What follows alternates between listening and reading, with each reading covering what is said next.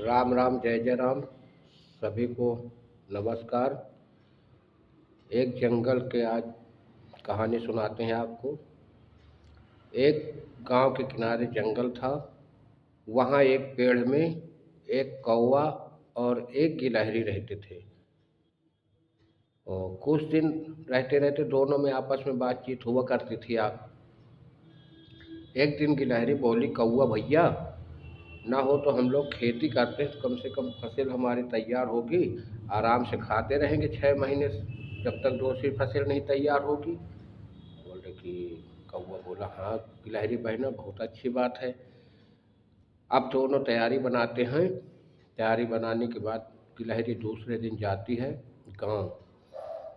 एक गांव जाती, वहीं पर वहाँ से एक मांगती है हल और बैल। हल बैल लेके आती है। आने के बाद अपना खेत में खड़ा करके पहुंचती है और कौवे से बोली, चलो भैया बैल और खेत हल ले आए, हम खेत जोत आते हैं। कौवा बोला, गिलहरी बहन, मैं रोटी खा रहा हूँ, तू चल मैं आता हूँ, चुपड़ी रोटी खाता हूँ, ठंडा पानी पीता हूँ, हरी डाल पर बैठा हूँ। गिलहरी कहे ठीक है। गिलहरी गई, अपना खेत जोता। खेत जोतने के बाद वहाँ से आई, जिसके जानवर थे उसको दे आई। दे आने के बाद रात बीती। रात बीती, सवेरा हुआ। बोली भैया चलो गेहूँ बो आते हैं। गिलहरी से फिर वही जवाब कौवे ने दिया कि तू चल मैं आता हूँ, चुपड़ी रोटी खाता हूँ, ठंडा पानी पीता हूँ, हरी डाल पर बैठा हूँ।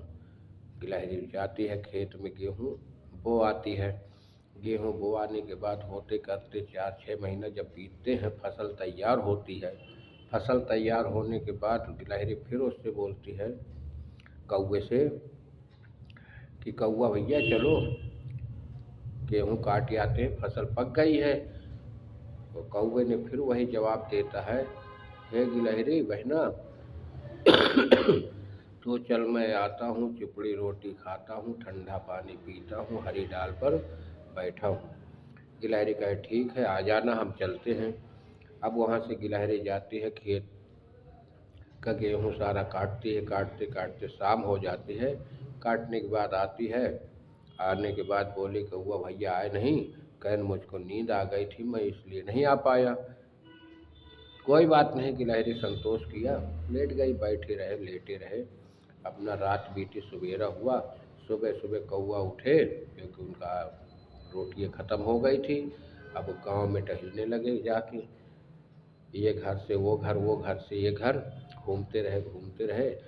दो एक बच्चे रोटियां खा रहे थे, वहीं गए और टपक के छिना के उड़ के चले आए। अब इधर गिलहरी अपना चली जाती है, अनाज को तैयार करती है। तैयार करने के बाद आती है, बोली है कौवा भैया चलो खेत, अपना खेत का अनाज सब बिल्कुल तैयार हो गया है, चलिए खेत का बंटवारा कर लेते हैं, गल्ले का जितना होता है अपना आधा आधा ले लो। कौवा बोला कि हाँ बहना, तुम चलो मैं रोटी लेके आया हूँ, अभी खा लूँ। तो वही फिर बोलता है, तू चल मैं आता हूँ, चुपड़ी रोटी खाता हूँ, ठंडा पानी पीता हूँ, हरी डाल पर बैठा हूँ। गिलहरी जाती है, अनाज का आधा बंटवारा किया।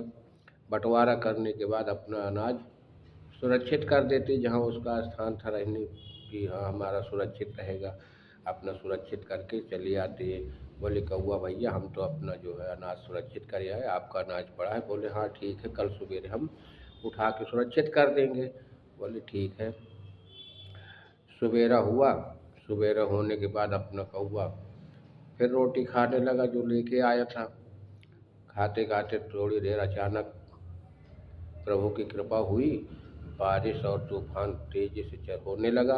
तूफान भी चल रहा, हवाएं भी चल रही, इधर पानी भी बरस रहा है।